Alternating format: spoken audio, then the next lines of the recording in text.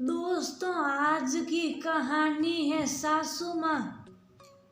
कभी तो मेरी परेशानी को समझेगी। दोस्तों, कहानी शुरू करने से पहले अगर आपने चैनल को सब्सक्राइब नहीं किया हो तो कर लीजिए ताकि आपके पास पहुंच सके हर नया वीडियो।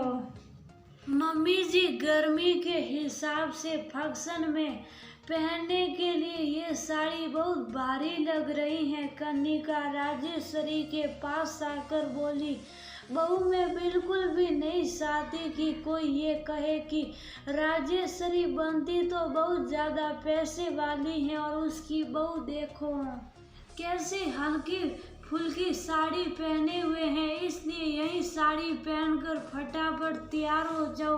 मैंने ड्राइवर को गाड़ी निकालने के लिए बोल दिया है। राजेश्वरी एक तरह से कनिका को आज्ञा देते हुए बोली, ठीक है मम्मी जी। कनिका मायूस होकर बोली, क्योंकि उसका मन बिल्कुल भी नहीं था इतनी भारी भरकम साड़ी पहनकर ससेरे देवर के तिलक में जाने का, लेकिन सास की बात भी तो नहीं काट सकती थी।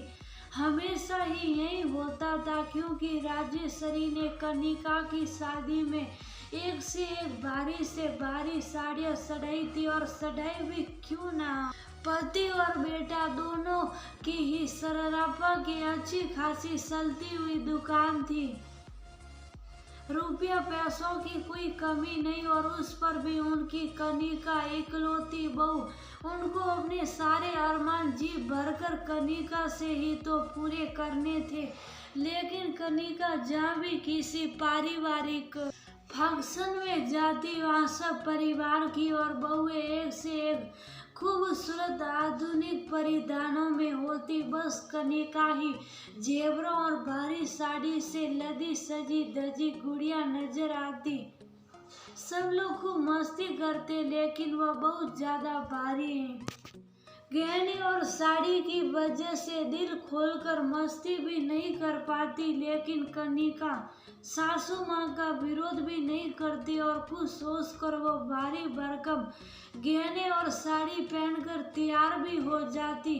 वो यही सोचती कि आखिर मम्मी जी मेरे साथ अपने अरमान नहीं पूरे करेगी तो किसके साथ करेगी, क्योंकि वह खुद अच्छी तरह से गहने और भारी साड़ी पहनकर तैयार होती हैं।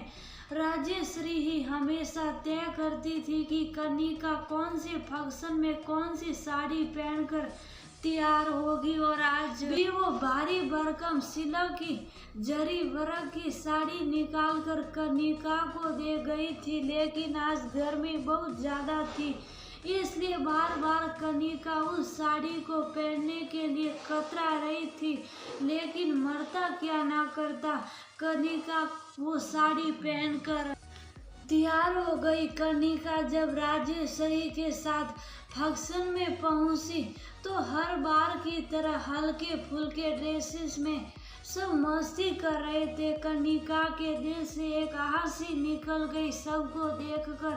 तय समय पर कार्यक्रम प्रारंभ हो गया। अभी कार्यक्रम आधे 20 में ही पहुंचा था कि अचानक बिजली चली गई और जनरेटर चलाया गया। लेकिन उस समय जनरेटर में पता नहीं क्या खराबी हो गई कि वह चला ही नहीं।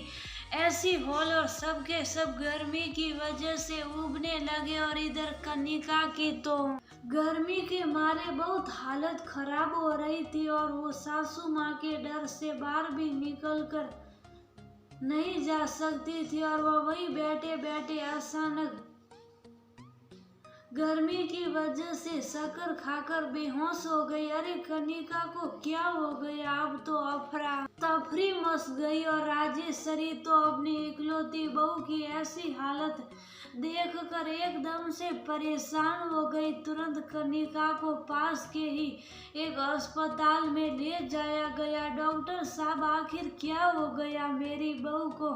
राजेश्वरी घबरा कर बोली, कुछ नहीं, बस लग रहा है ज्यादा गर्मी की वजह से ये परेशान हो गई है। माँ जी, आपकी बहू ने इतनी गर्मी में भी इतनी भारी साड़ी और इतने गहने क्यों पहन रखे हैं?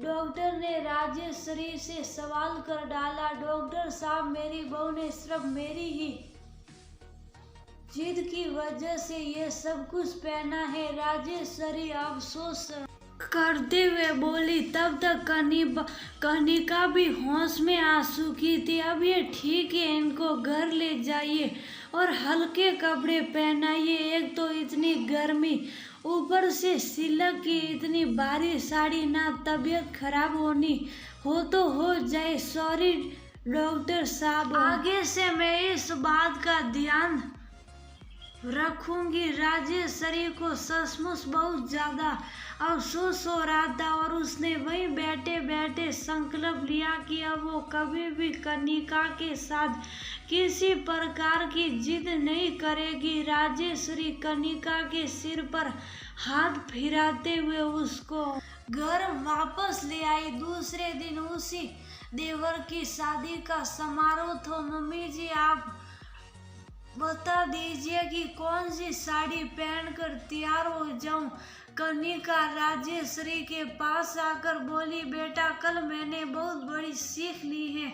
जीवन में मैं अपनी मर्जी तुम पर थोपती रही, लेकिन ये नहीं सोचा कि सचमुच हमारी बहू को मेरी जिद की वजह से कितनी परेशानी हो रही होगी। मैं तो तुम्हारी हालत देखकर सचमुच बहुत ज़्यादा घबरा गई थी, लेकिन अब मैं तुमसे किसी भी प्रकार की कोई भी जिद नहीं करूँगी।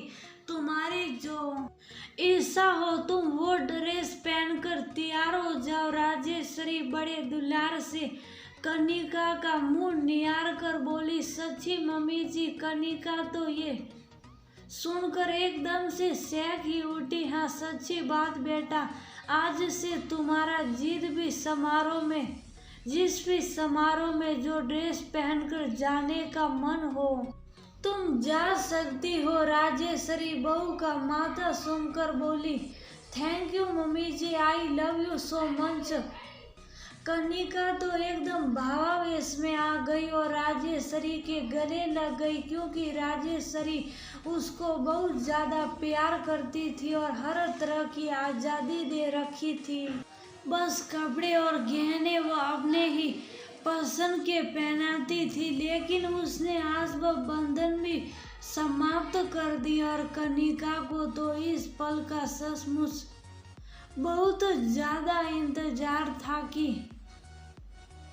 कभी तो मम्मी जी खुद उसकी समस्या को समझेगी और उसको इस बंधन से भी मुक्त कर देगी। और आज सचमुच वह बंधन समाप्त हो गया।